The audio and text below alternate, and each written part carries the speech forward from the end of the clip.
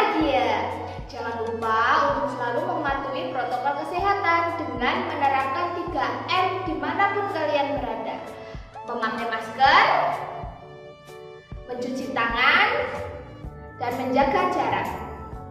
Semoga pandemi segera berakhir dan kita bisa melakukan aktivitas seperti sedia kala. Sebelum pembelajaran dimulai, alangkah baiknya kita berdoa terlebih dahulu. Berdoa menurut agama dan kepercayaan masing-masing. Berdoa dimulai. Berdoa selesai. Hari ini kalian dengan Mila akan belajar tema 4, subtema 3, pembelajaran 1 mengenai globalisasi dan cinta tanah air. Berikut ini adalah tujuan pembelajaran yang ingin dicapai. Bunila harapkan setelah pembelajaran ini kalian mampu menyajikan informasi tentang bentuk kerjasama di bidang iptek dalam lingkup ASEAN dengan mandiri. Yang kedua, mampu menguraikan proses kerja sel surya sebagai sumber alternatif energi listrik. Dan yang ketiga, membuat sumber alternatif energi listrik dari bahan di sekitar rumah dengan tepat.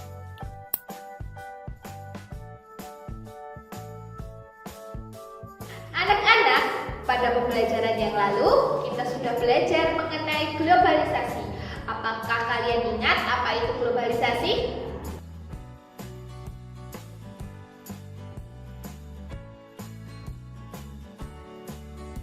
Ya, betul sekali. Globalisasi adalah masa di mana arus informasi begitu cepat menyebar ke berbagai belahan dunia, termasuk Indonesia dan negara-negara di Asia Tenggara.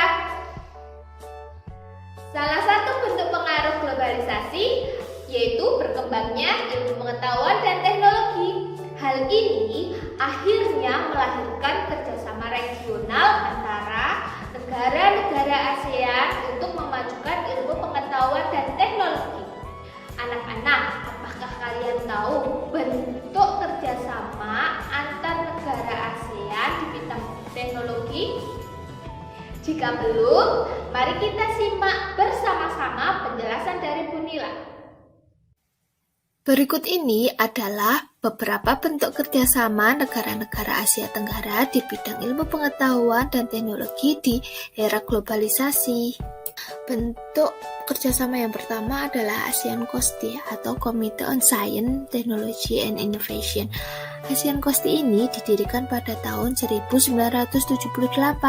Tujuannya adalah memberikan fasilitas serta meningkatkan transfer perkembangan sains dan teknologi antar negara anggota ASEAN serta dari negara maju ke negara ASEAN. Peran Indonesia sendiri diantaranya adalah menjadi salah satu pendiri ASEAN COS dan selalu turut aktif dalam kerjasama memajukan ilmu pengetahuan dan teknologi dengan negara anggota ASEAN. Bentuk kerjasama selanjutnya adalah SIMEO atau the Southeast Asian Minister of Education Organisasi. SIMEO adalah organisasi untuk mempromosikan kerjasama regional di bidang pendidikan, ilmu pengetahuan, dan kebudayaan. SIMEO didirikan pada tahun 1965. Program SIMEO diantaranya pemerataan pendidikan, edukasi pendidikan yang preventif, perkembangan teknologi informasi dan komunikasi, kebudayaan dan tradisi, dan masih banyak lagi. Peran Indonesia dalam SIMEO adalah menjadi anggota aktif dalam organisasi SIMEO.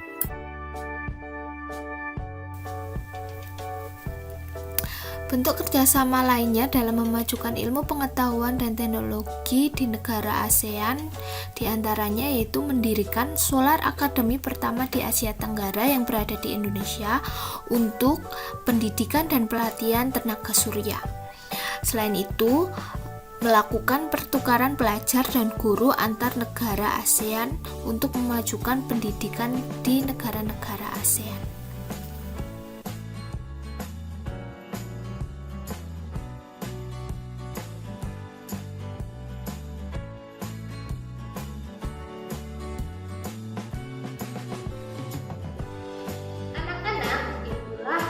beberapa contoh kerjasama regional antar negara anggota ASEAN di bidang pengembangan ilmu pengetahuan dan teknologi.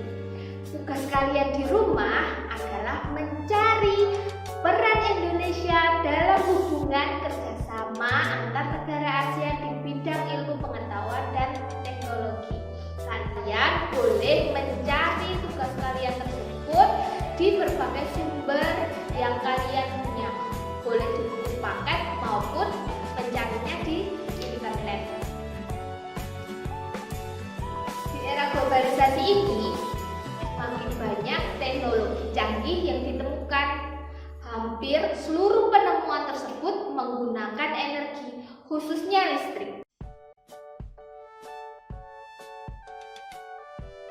Namun, akhir-akhir ini pasokan listrik semakin berkurang akibat dari menipisnya sumber energi untuk memproduksi listrik seperti gas, minyak bumi, batu bara, dan panas bumi. Anak-anak, apakah kalian tahu cara menanggulangi masalah ini? Ya, betul sekali.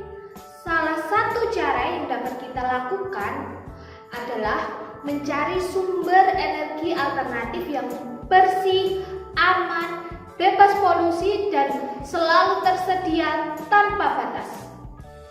Kira-kira apa ya contohnya?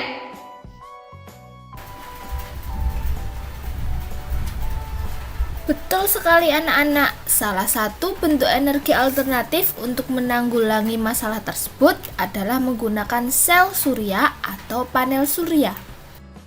Indonesia merupakan negara tropis di mana Indonesia disinari matahari cukup lama, kurang lebih 12 jam dalam seharinya. Maka dari itu, penggunaan panel surya sangat cocok digunakan sebagai pembangkit listrik di Indonesia. Anak-anak, apakah kalian tahu bagaimana cara kerja panel surya menghasilkan listrik?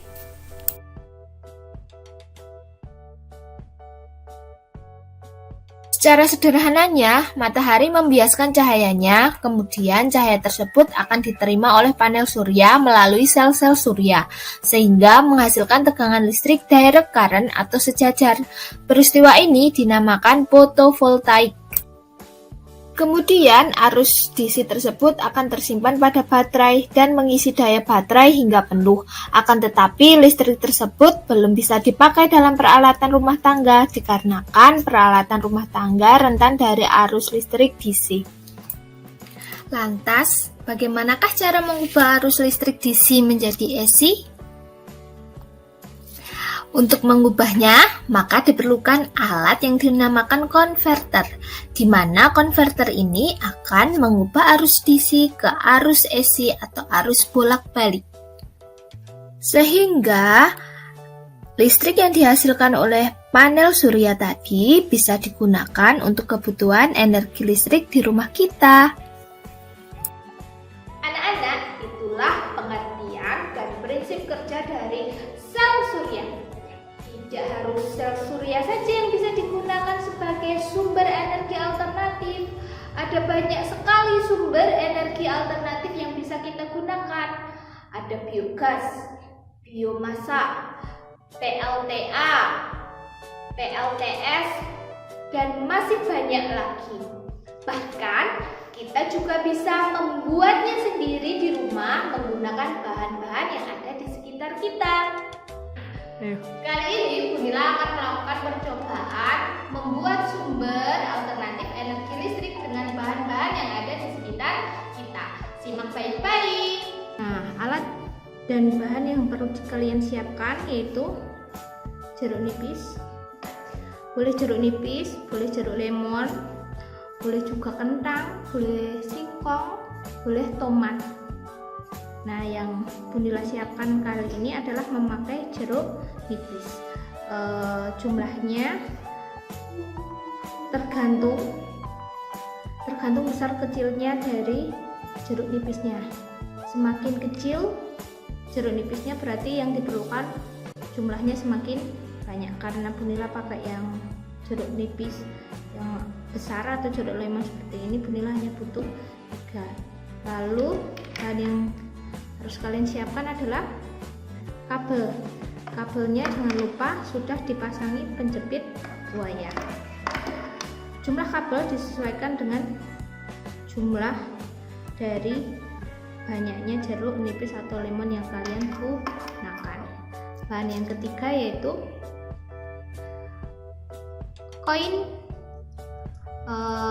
logam seperti ini.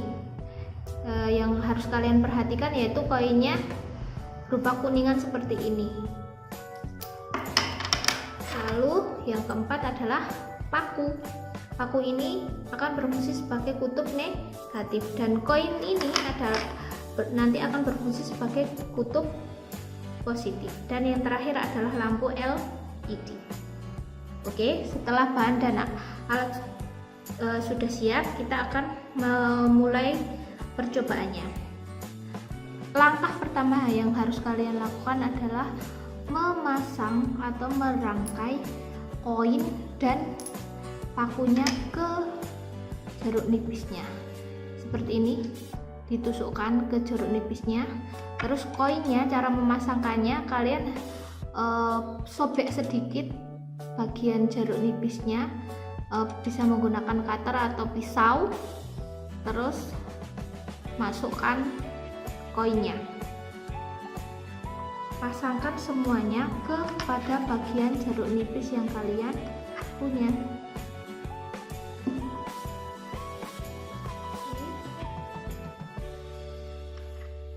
Nah, kalau sudah siap semuanya, kita mulai rangkai menggunakan kabelnya. Jepitkan setiap ujung kabelnya ke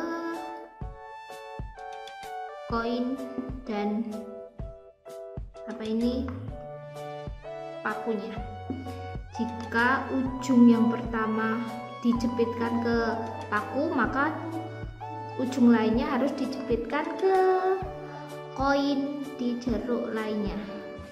Oke, seperti ini. Lagi sampai habis seperti ini ya. Kalau sudah, yang terakhir kita jepitkan seperti ini. Nah,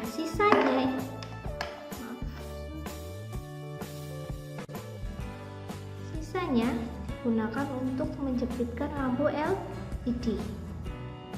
Yang kutub positifnya ke kutub disambungkan ke kutub positif, yang kutub negatif ke kutub negatif. Nah, seperti ini lampunya akan menyala. Semakin banyak jeruk yang kalian gunakan, semakin besar cahaya yang akan dihasilkan. Oke, selamat mencoba di rumah. Dari percobaan yang sudah Budila lakukan, tugas kalian yaitu membuat sumber alternatif energi listrik dengan bahan-bahan yang ada di sekitarmu. Jangan lupa buat video pembuatannya ya, lalu kirim ke Budila untuk dinilaikan.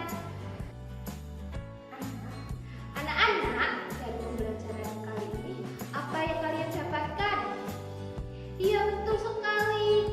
Kita belajar mengenai kerjasama antar negara ASEAN di bidang ilmu pengetahuan dan teknologi. Kedua, kita juga belajar mengenai sumber energi alternatif yang ada di sekitar kita. Semoga pembelajaran ini bermanfaat untuk kita semua.